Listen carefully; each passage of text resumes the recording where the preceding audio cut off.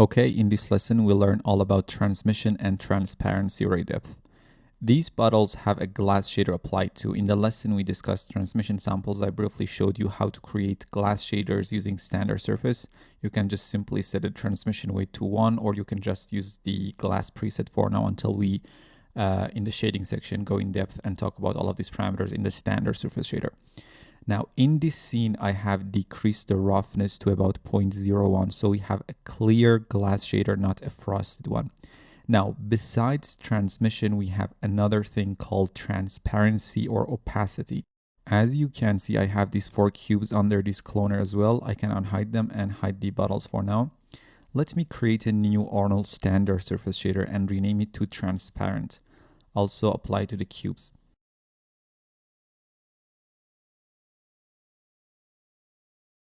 Let's change the base weight to 1 and change the color to this turquoise color. And set the specular weight to 0 so we don't get any specular reflections. If you come down to the geometry section of the standard surface shader, you can see we have an option called cutout opacity. You can use this opacity to create semi-opaque, transparent, or fully opaque shaders. For example, you can apply a checkerboard pattern to this channel. Where the pattern is white, you are going to get fully opaque surface, and where there is black, the surface would be completely transparent. Now let me reduce the opacity to something like 60%. And now as you can see from the IPR, we get a semi-opaque shader.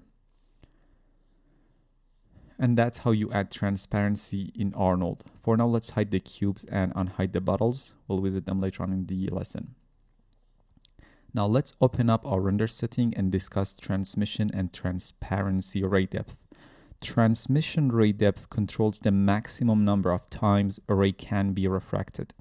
At the moment, our transmission ray depth is 8, and that is why we see these black panes in our bottles. If I set the transmission ray depth to 0, you can see our bottles no longer have any refractive or transmissive qualities. And as I start to increase my transmission ray depth value, we slowly get rid of those black panes because we are allowing our transmission rays to propagate further in the scene. If you think about it, we have 4 bottles because this model has kind of thick walls. Each bottle has 2 fronts and backs, so we need at least 16 transmission ray depth so our transmission rays can evaluate all the bottles correctly in the scene. But the problem is, as you notice, increasing transmission ray depth only reveals more glass panes until we reach the value of 10 ray depth. And as I'm increasing it to be more than 10, so we can get rid of the remaining black panes, it does not change anything. And that is because our total ray depth limit is set to 10 up here. Total ray depth controls the maximum number of bounces any ray can have in the scene. So because the total limit is set to 10, none of these ray types can have more than 10 depth. So let's increase the total limit to, let's say, 16. And now I can increase my transmission ray depth to more than 10 and get the expected result. Let's set it to 16, and now we have clear glass panes all around. Now down here we have the transparency depth. Here you can control the number of allowed transparency hits. Now let's focus on our cubes that we have transparent shader applied to.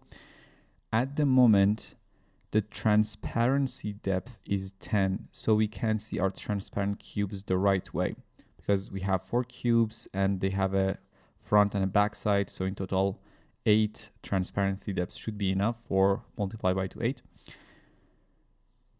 Now let's decrease our transparency depths to 0 and see what's going to happen. First of all, as you can see, our transparent cubes are solid and fully opaque. And as I increase my transparency depth, we are getting our transparent cubes back one by one.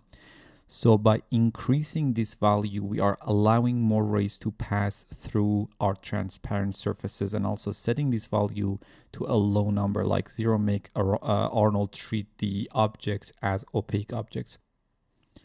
Always remember, in the ray depth section, you control the number of bounces, but to increase the quality and reduce the noise amount, you need to use the sampling section. And in this lesson, for example, if we had the right number of transmission ray depth, but our refractive objects still look noisy, we could go to the sampling section and increase the transmission sampling to reduce the noise in our rough transmission objects. So we are done with sampling and ray depths. Volume sampling and ray depth will be discussed in the Arnold volume lesson later on in the course. I will see you in the next video.